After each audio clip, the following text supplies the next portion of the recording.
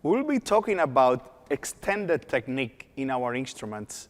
Usually we think of a violin or a cello or a viola as a lyrical instrument. We associate it with opera, maybe a beautiful aria we all know. But we don't really associate our instruments with percussion, and rightfully so. However, I am from Cuba originally, and my island has a lot of influence from Africa. So my dad wrote us a piece called Guaguancó. That's an African dance. And in order for us to play it, we need to imitate percussive instrument, like drums.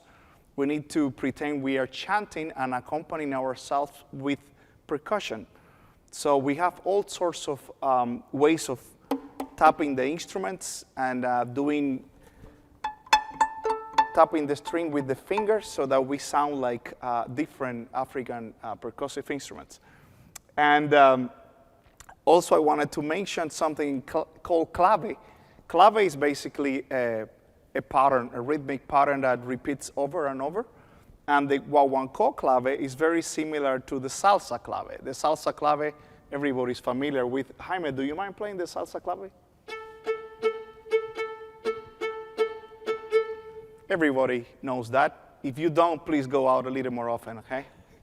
Now, Jaime, would you play the Guaguancó clave and pay attention to the third note of that clave?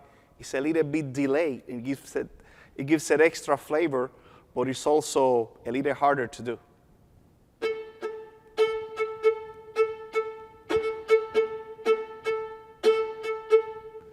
Awesome, thank you, Jaime. So that is actually the Guaguancó clave, also known here as the rumba clave. The jazz players call it the rumba clave. How about we play a little bit of Guaguancó?